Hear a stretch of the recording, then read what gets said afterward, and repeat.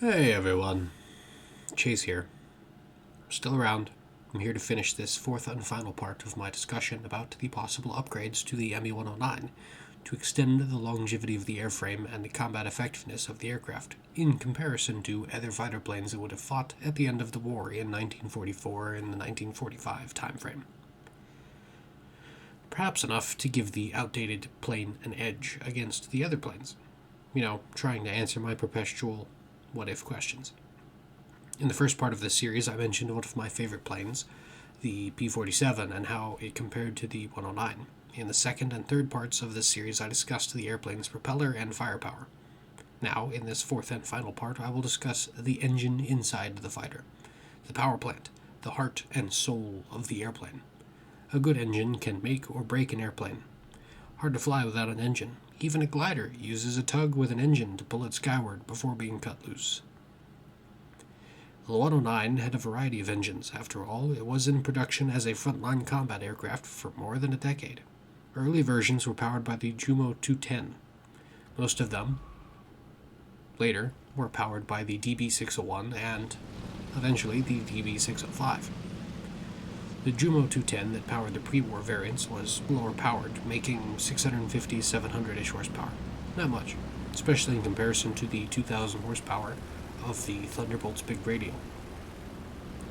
The E-model evolution of the 109 introduced the DB601, which made about 1,000, maybe as much as 1,100 horsepower.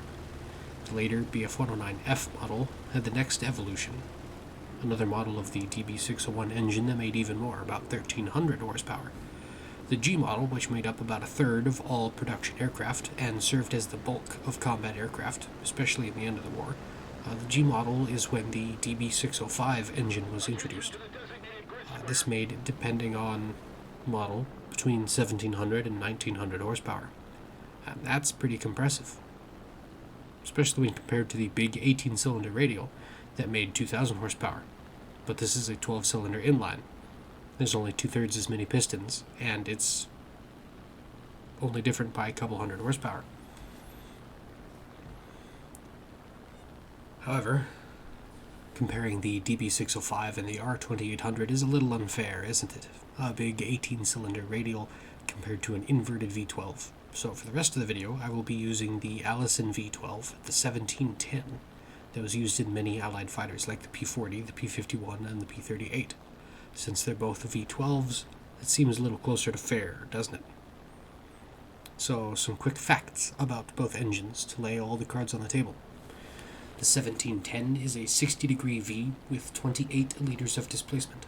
That's why it's called the 1710, because it has 1,710 cubic inches. Which sounds huge, since, the straight six in my Bronco is 300 cubic inches. The 1710 weighs about 1,400 pounds and made about 1,500 horsepower with a 6.65 to 1 compression ratio. Now, for comparison's sake, the DB605 is also a 60-degree V with a displacement of 35.7 liters, just under 2,200 cubic inches, which is huge. It's about 500 cubic inches bigger than the Allison. For being that much larger in displacement, it weighs just under 1,700 pounds. 300 pounds different in weight to get those 500 extra cubic inches. For discussion's sake, we'll say that it makes 1,700 horsepower. There were a lot of different versions of the engine, and the numbers seem to be bouncing around, so that 1,700 is kind of middle ground ballpark figure. The DB605 had a 7.5 to 1 compression ratio. One good metric to use for comparison is the power-to-weight ratio. The DB605, in this case, made 1.02 horsepower per pound, while the 1710 Allison made 1.05 horsepower per pound. It's a very slim advantage. Still, the DB605 makes more power. There is no replacement for displacement, as they say.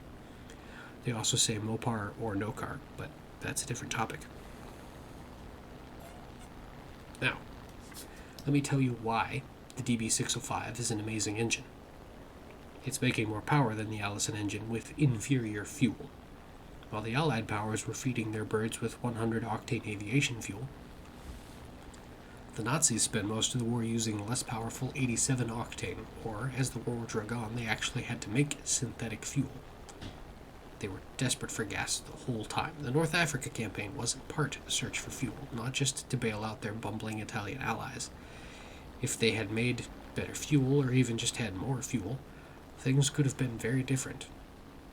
They could have fielded more planes, and who knows how much more horsepower could have been squeezed out of the DB605 if it had been given that extra 13 octane boost compared to the Allies' 100 octane fuel. But yeah, you heard me right.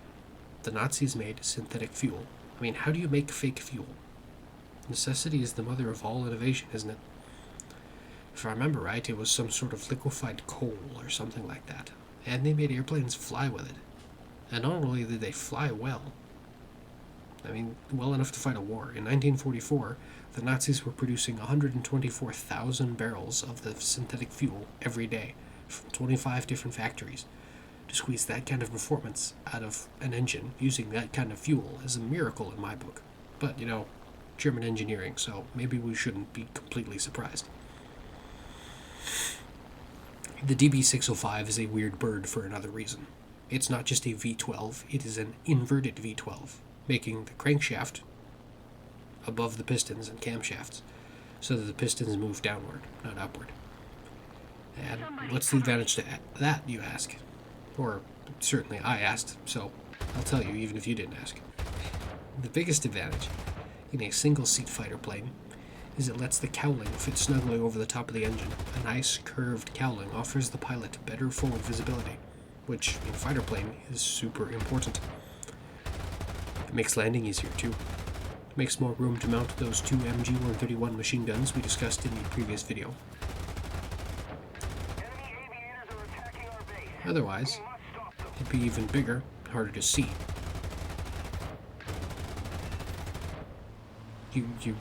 It'd be harder to see over, if you had the two machine guns. If it was a regular upright V, then it would be bigger, it'd stick up higher. And then you add the two machine guns on top of that, it would be even bigger and more restricting in your forward vision.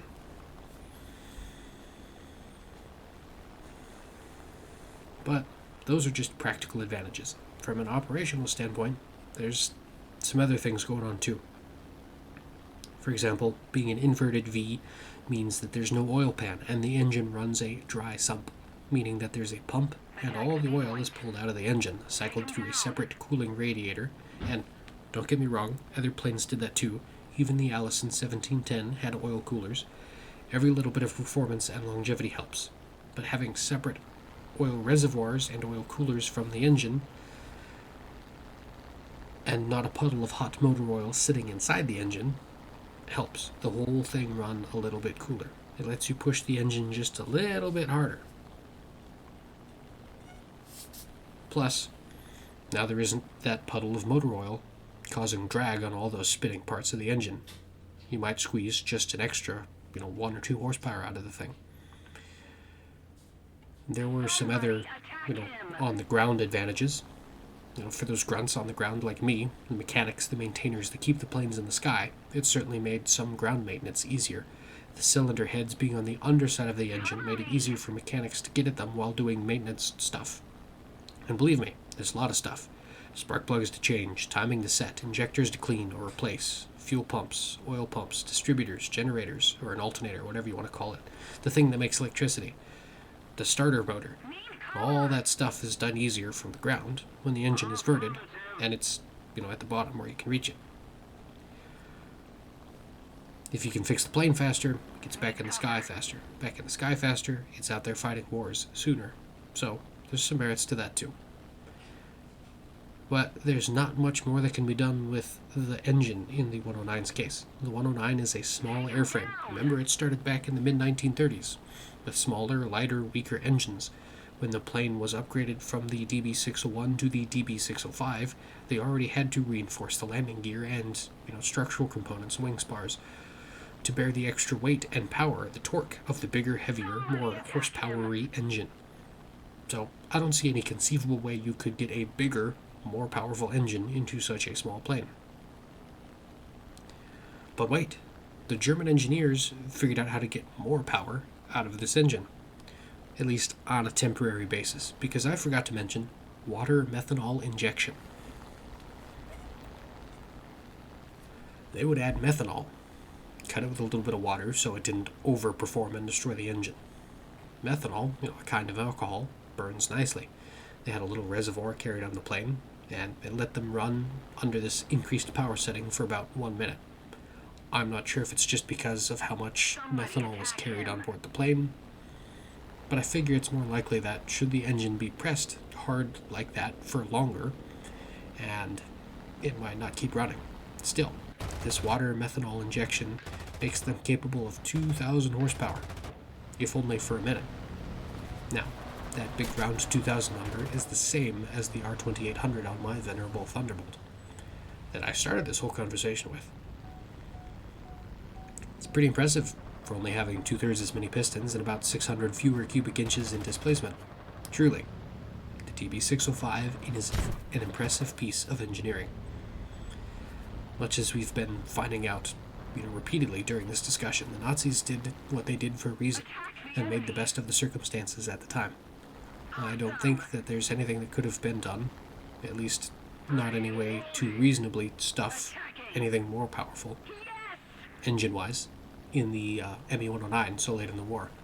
By 1944, they were getting low on time, money, materials, and designing a whole new engine would have taken too long and might not have worked. There wasn't anything else that was both more powerful and small enough to fit inside the airframe, and that was on hand for the Nazis to use in, widely available numbers. Ultimately, I think the 109's downfall was the age of its design and its relative size. Anyway, if you've enjoyed this, or any of this aviation-related series of videos, please leave me a like or comment, and I'll come up with another topic for you. Or perhaps I already have one, and you can just tell me if it's worth my time to go ahead and make it, if anyone will watch it. Thanks for being here and lending your ear while I discuss one of my passions, and I'll see you in the next video. But before I wrap up this one, I have to mention I'm an author. I've written a book. I've written lots of books. I have a published book. The Descendant is available on Amazon, and the link for that will be down in the video description. And if you pick up a copy, I would greatly appreciate it if you left a review for the book on Amazon, because Amazon has an algorithm, and that algorithm needs to be fed, just like the YouTube algorithm needs to be fed with likes and comments and such. So, if you haven't seen it or heard it or looked at it before, and somehow you're finding this video first, even though it's the last in the series, I would appreciate it if you took a look at my book.